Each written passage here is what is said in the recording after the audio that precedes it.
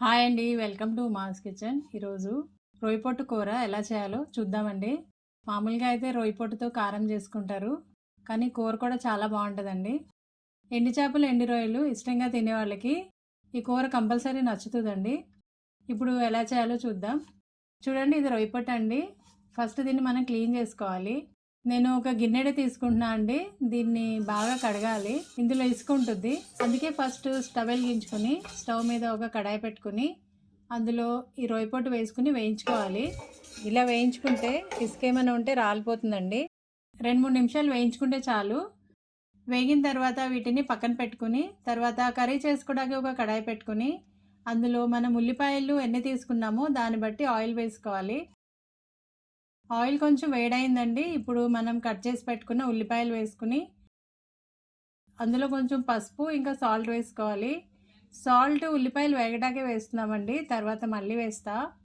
ఇప్పుడు అందులో మనం తినే కారాన్ని బట్టి పచ్చిమిరపకాయలు కూడా వేసుకుని 2 నిమిషాలు వేయించుకుని మూత పెట్టుకుని మగ్గపెట్టుకోవాలి. ఈలోపు రొయ్యపొట్టు కడుగుదామండి.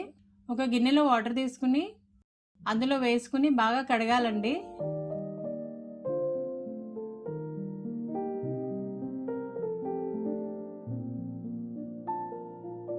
కడిగిన తర్వాత ఇలా పైన పొట్టు తీసుకుని ఇలా పిండేసి పక్కన పెట్టుకోవాలి.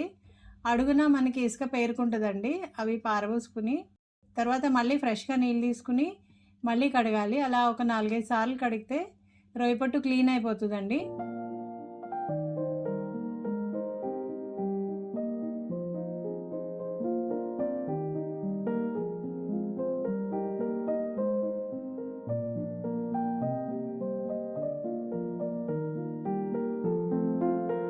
చూడండి, ఉల్లిపాయలు వేగుతున్నాయి.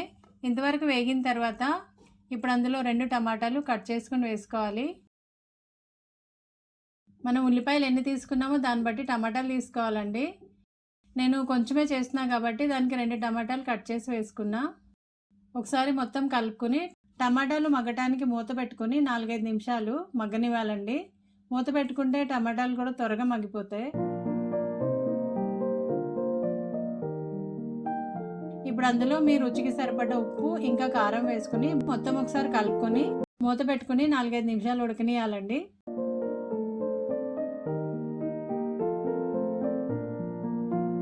చూడండి, ఉల్లిపాయలు టమాటా చక్కగా ఉడికిపోయింది.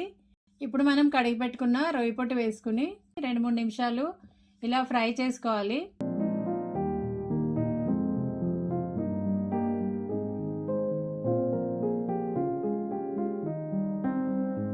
మొత్తం బాగా కలిసిపోవాలండి ఉల్లిపాయ టమాటా రొయ్యపొట్టు. తర్వాత మూత పెట్టుకుని 2 నిమిషాలు అలా ఉంచాలి. ఇవి చిన్న రొయ్యలే కాబట్టి ఎక్కువ టైం పట్టదండి. చూసారా, బాగా కలిసిపోయినాయి. ఇప్పుడు అందులో మనకి కావాల్సినన్ని నీళ్ళు పోసుకోవాలి. అంటే కొంతమంది రొయ్యపొట్టు పులుసుగా తింటారండి,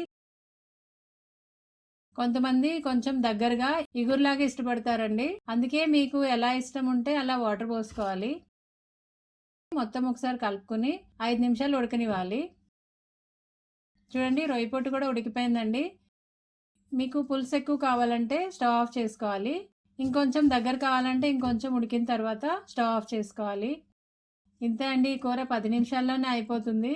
చాలా ఈజీగా అయిపోతుంది, ఇంకా టేస్ట్ కూడా చాలా బాగుంటుంది. వీడియో నచ్చితే ఒక లైక్ చేయండి. Thanks for watching.